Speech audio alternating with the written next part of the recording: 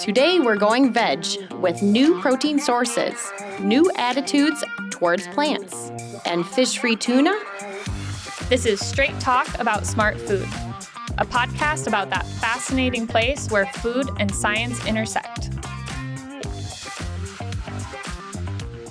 Hello, welcome to Straight Talk About Smart Food. I am Sarah Gutkowski-Fisher. I'm the Food Technology Manager at MGP Ingredients, and I'm really excited to introduce our other guest today. We have Rachel. Hi, Rachel Matasic, Senior Scientist here at MGP Ingredients. Thank you for welcoming me to your pod. Thank you. And I'm Yvette Hirang. I'm the Culinary Innovations Manager and R&D Chef. Awesome. So we are food scientists and chefs here today in this interesting pod setup. Isn't this really cool? Pretty It is cool. fun. Yeah, man, I can't believe that they put this all together so quickly. In our lobby. Right, in our lobby of our tech center in the heart of Atchison, Kansas. And we're here just talking about one of our favorite subjects. We're all foodies, love talking about Definitely. food and trends. And one of the really cool trends right now is plant-based. Plant-based. Yes. It's a big one. Yes, exactly. So, Yvette, what do you think about plant-based? What is plant-based? Okay, what is plant-based? So it's an alternative. Like right now we have plant-based meats. Like we can substitute real meats with vegetables. There's vegetable-forward alternatives. And plant-based made out of wheat, pea, or soy can be isolates or textured proteins. Awesome. And also concentrates. And concentrates. Yeah. There you go. I have to concentrate next time and remember that. So a lot of people choose plant-based. Sometimes it's because of sustainability, how they feel about the world and the future of the world. Is it about human health as well? So I was wondering if, Rachel, you want to touch on, the health part of plant-based. Yeah, I think there's a lot of people that are definitely making that switch to plant-based as they have that perception of maybe cutting back on animal proteins or animal-based products like yogurts or even like your smoothies and going more towards plant-based and how that can help your nutrition and have a better just outcome and satisfy that satiety that you have when you eat protein ingredients, but then also, like you said, having that different environmental impact with eating plant-based foods compared to animal-based. There's a lot of reasons that people are choosing to go more plant-based or at least limit some of their animal product intake. Right, so there's a lot of different individuals, whether they're vegans, vegetarians, flexitarians. I think there's quite a few others. Were there others on the list I missed? Yeah. No, sorry, not that you missed. I think flexitarian is a funny one because there's those different categories that people think of when they think flexitarian. So some of them can be people that only eat one type of meat, like they're just cutting out red meat, but they'll still eat chicken. Or people that are particularly pescatarian and eating seafood. And then there's also flexitarians in the category of people that are just cutting back the amount of animal proteins that they're eating, but still having that variety of animal proteins that they will intake. So who is eating plant-based foods? It seems like, Yvette, you've done some market research on this. I have, and if I may, I have a cheat card over here because there's a bunch of numbers, and you know me and numbers. I cannot memorize all of them. So the plant-based industry is huge. As in, like, just for plant-based meat substitutes this year, a market research company reported that the sales for 2023 is $1.46 billion. Billion. Just for the meat substitutes. Other categories are not included. And then they forecasted in 2028, it's going to be 1.8 billion and up to $2.6 billion in 4 years. So it's really big. And also in that study, it said 46% of plant-based consumers are millennials. Oh, wow. Yeah, and then next to that, at 41%, is the Gen Z population. And coming in third at 39% is the Gen X. And coming in clutch is the boomers. Like 27% of boomers are interested and are trying plant-based alternatives, which is interesting because coming from the food service, when this first came out, it's focused more on people wanting a cleaner diet. It's more for health reasons. And then suddenly, with technology, social media, millennials have a lot of access to information, and they are all like looking at the impact on the planet. And so from health concerns, it evolved to, like you said, being environmentally conscious and responsible. And so the consumption of plant-based meats and non-dairy, other categories, it's kind of evolving. So I think it's getting bigger as we move forward. And with innovation, who knows? Maybe plant-based might take over, Yeah. probably. I'm surprised to see about I thought Gen Z, like you said about their social media and everything, they'd be out on top in front of that meat substitutes. Well, I guess because most Gen Zs ask their Gen X parents to buy them for them. I don't know. They're not But making the maybe- purchasing No, decisions they're yet. not. Their moms and dads are making the purchases. But That's yeah, fair. I mean, with all the information out there, everyone's educated. Yeah. It's well informed. Right. People are reading those labels, finding out what's in the product. Also, it seems like some individuals, doctors, they're encouraging them to have a plant-based diet, or at least maybe once a week, trying that out, going to the grocery store, figuring out what are plant-based products and ones that maybe mimic meat, or otherwise ones that are just vegetable-based too. So do you guys have any favorites of the plant-based items out there, of, what's the best part of them and maybe what's lacking? What are things that we need to do? I That's a tough question. Yeah, that is a tough one. Working in the space, I've tried a lot of them. Some of the ones that I really like tend to be those textured soy protein ones. I like those. They have a really good bite to them. Sometimes I feel like they can be a little beany in flavor, but ones that I really like are actually ones that we have tried here in-house using our own textured wheat protein. I like the wheat protein. I think it's a really good texture, and it almost kind of mimics meat that I think of. And it has, I think, a blander flavor than what we see with some of those textured soy products. We've had some others that we've tried in-house. Yeah, it's like my favorite so far are the ones, I'm sorry, it's wheat-based. Yeah. For me, it kind of resembles the look and feel of meat, but then again, I'm kind of struggling around flavor. There's not a lot out there that has the right flavor. Like you said, it's probably because of the odors and the off flavors that other people are like having a hard time masking.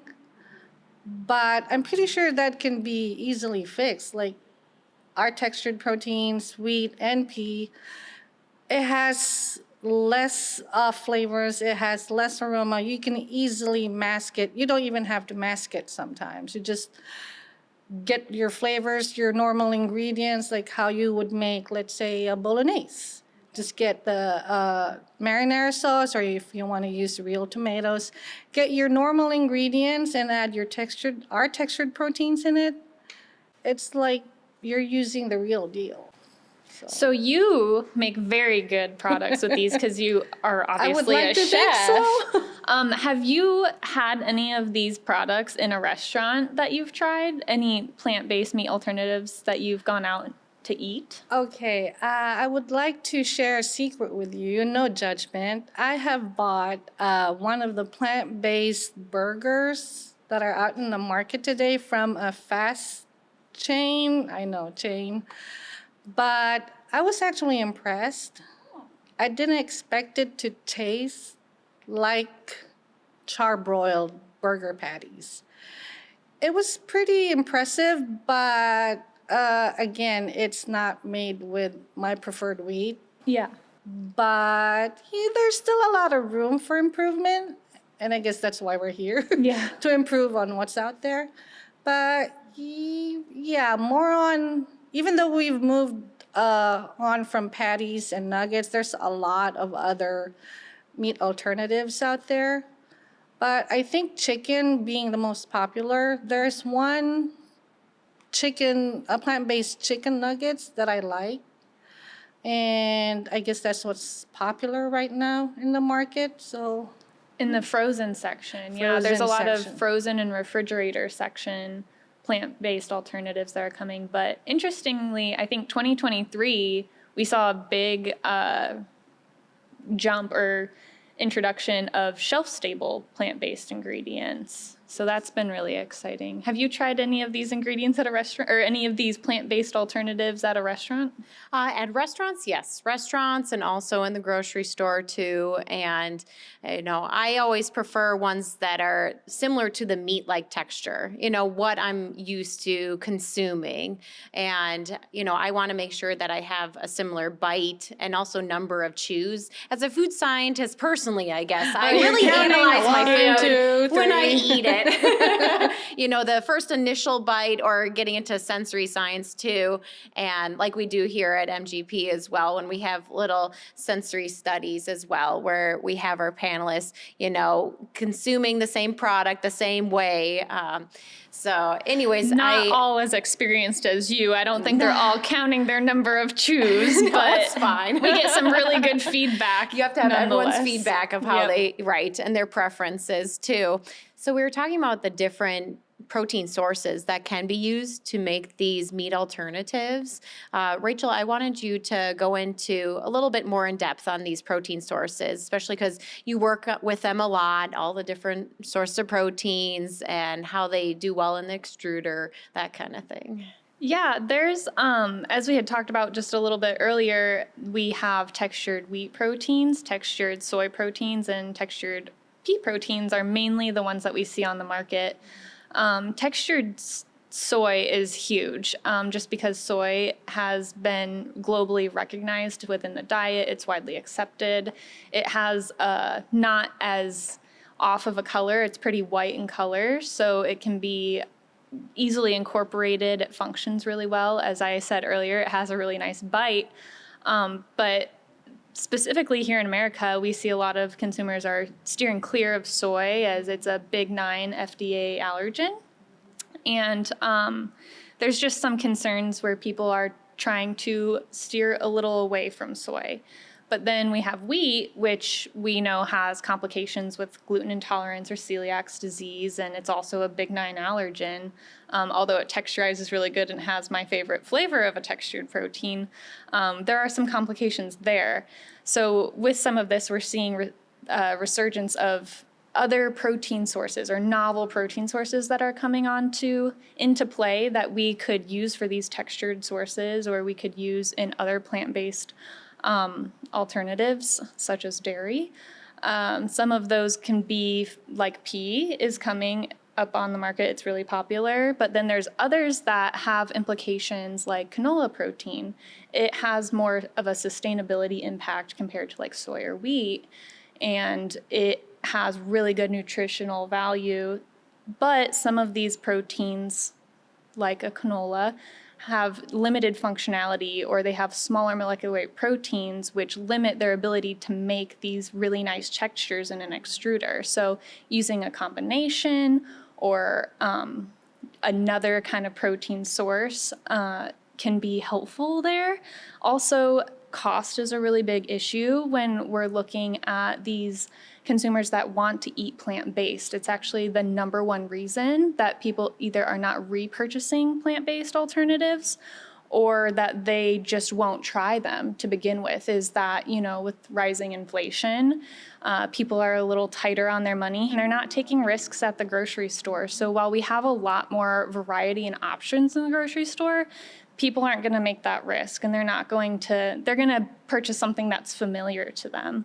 So some of these alternative sources are high in cost. So it's not really helpful currently to be utilizing a lot of these novel sources that are higher in cost, which is where soy and wheat are still really appealing here on the market. There's some other protein sources that are a little more niche that we've kind of thought about a little bit. There's algae proteins like spirulina, again, kind of used in tangent with other proteins like soy or wheat. They're really small molecular weight proteins, like I said earlier, so they don't make really good structures, but they have nutritional value and they're really sustainable. And then we have insect proteins, which are, again, animal-based, but they are a novel source that are coming into the market. And I think there we just have a little bit of consumer acceptability here in North America, at least. The yuck factor. Yeah, the yuck I heard. factor. We have to get over the yuck factor Yeah. of adding cricket protein kind of thing. Yeah. Yeah. So other than that, there's just a lot of other novel sources that we are already familiar with: sunflower, canola, almond flour. So Now there's secret sources too, I'm sure. Oh yeah, we won't get into a lot of those. She keeps it locked in her vault. Right, yeah.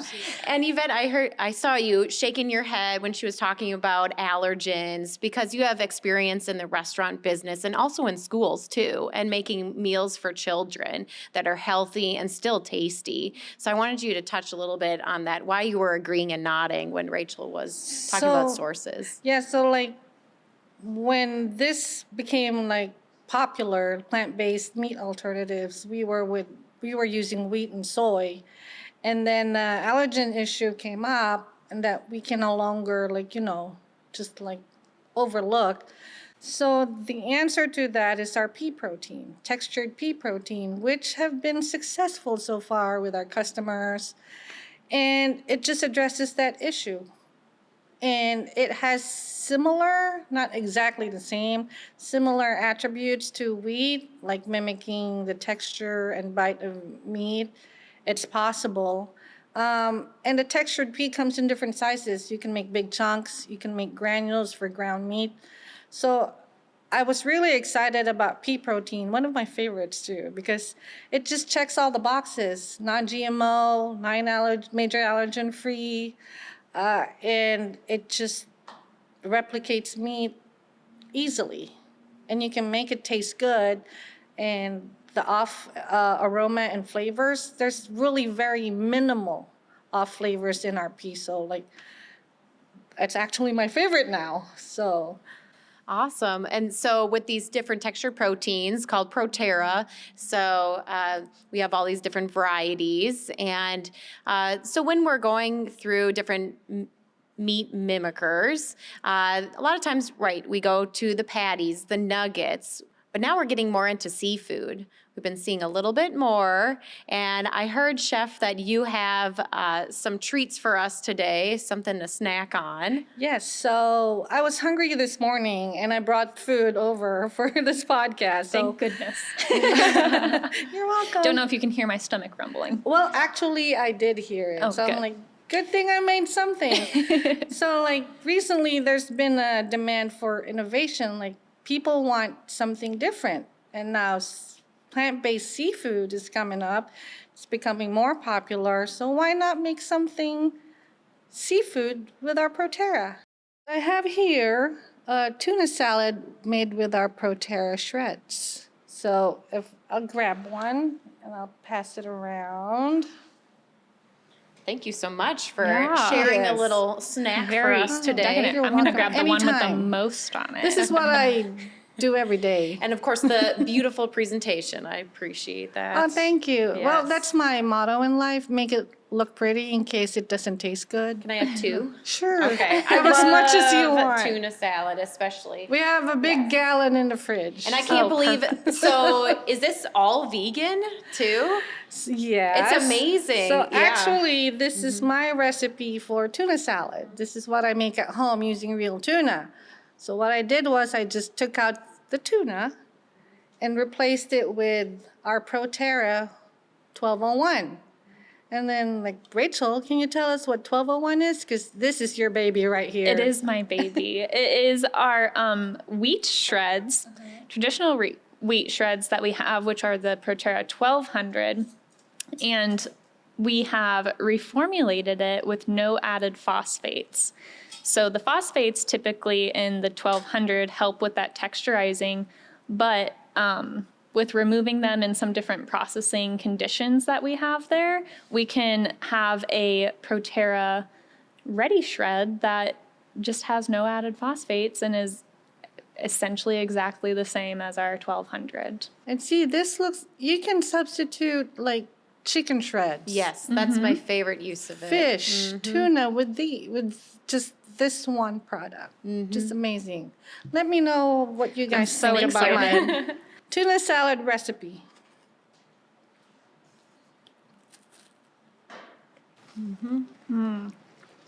I always like the brightness that you also add to the dishes, chef, so thank you. And it's not too fishy either, but it still has that same texture, when you're actually biting into the meat or non-meat flakes. The meatless. Right. So And- like people who don't like to eat fish, seafood, because of the taste, the smell, or for whatever reason, they can eat this because I didn't use any fish flavor in there, like from real fish. It's like actually yeast extracts that is made to taste like fish. So there's no fishy anything in that I recipe. get nervous to prepare fish at home sometimes. And I also don't like when my whole house smells like fish afterwards. So this actually would be a really good alternative to use at home. Yeah. No one would even know that it's not tuna. That's the secret. Yeah. And my favorite part about these new wheat shreds, they have nice long shreds, like Yvette was mentioning. You can use it for other uses, like chicken. So I love putting this into chicken nuggets, or you could do chicken salad as well. So yeah, it's awesome. Super versatile to have just by itself in a salad or in a formed meat as well. Also, I don't know if you've noticed this too, but it just hydrates so quickly too. So ease in use is just awesome. It doesn't have any extra prehydration really needed. Exactly. So that bowl of tuna salad only took me 5 minutes to make. Just heat up water in a microwave and just add that to the textured proteins. Add the rest of the ingredients, mayo, celery, lemon juice, lemon zest, onions, a little bit of white pepper and salt, and voila. And you have a tuna salad right there. And it only took you 5 minutes. That's because you're so good at chopping vegetables really fast. One of the best things to watch is a chef chopping vegetables. Yeah, it's a good Is thing that my nails are mesmerizing. short right now. I was going to say it will take me 5 minutes just to weigh them out. Yeah, thank you so much for sharing that little treat for us You're today. welcome. Do you have other favorite dishes to make with ProTerra? Well, actually, I think whatever dish you want to make, you can substitute the meat with ProTerra. I'm like, just name it. ProTerra can make it. We can make it with ProTerra. Like even like Korean barbecue, like you have those like slices or chunks of beef. We can make it with ProTerra. Just put in a good binder, form it up, put flavors in it, cook it like real beef. And there you go. There's actually a lot of possibilities for our textured proteins. So, ProTerra, we also have the textured pea as well. Have you tried putting the textured pea into this recipe before? Not with the tuna, but with the tamales. And same deal, you just grab the textured pea shreds, you add water to hydrate it, and all the flavorings you need in the tamales, and just make the masa, put the filling in there, steam it. It's just like cooking regular food. Like a lot of people are scared of like textured protein products out in the market on shelves that are dry. And like, how do I cook this? Is it like beans where you have to soak it overnight? You don't. Sometimes all you need is 2-3 minutes. Cook it, just heat it up, and you're ready.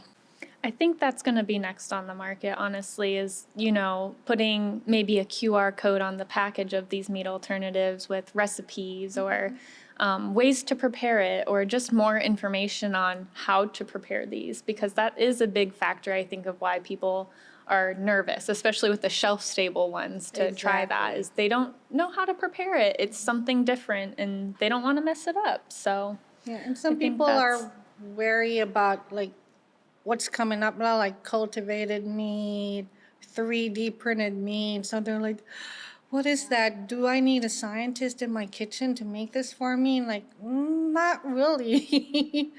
But so what do you guys think about cultivated and printed meat?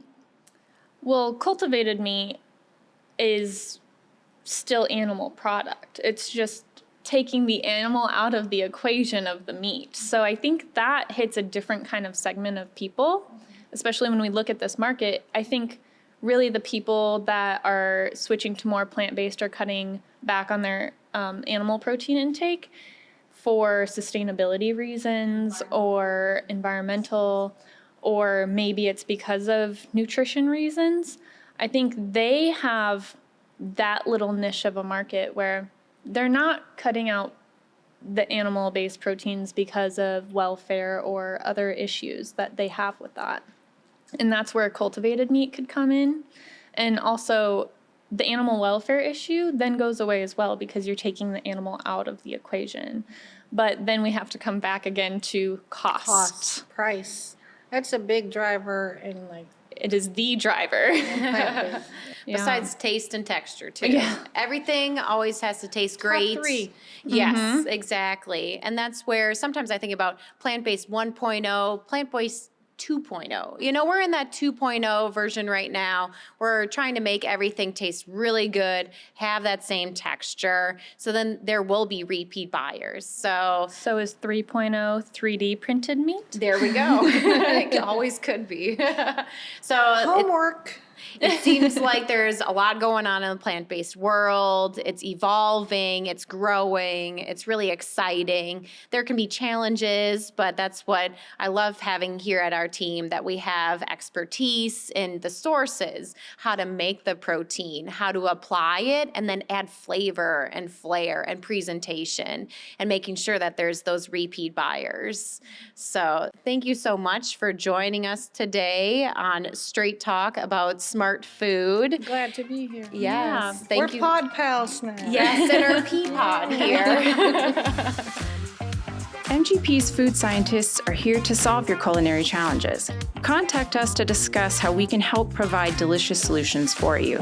Go to mgpingredients.com and click Contact Us. This content is for informational purposes only and should not be taken as, nor is it a substitute for, professional medical advice, diagnosis, or treatment. Always seek the advice of your physician or other qualified health provider with any questions you may have regarding your diet, health, and/or medical condition.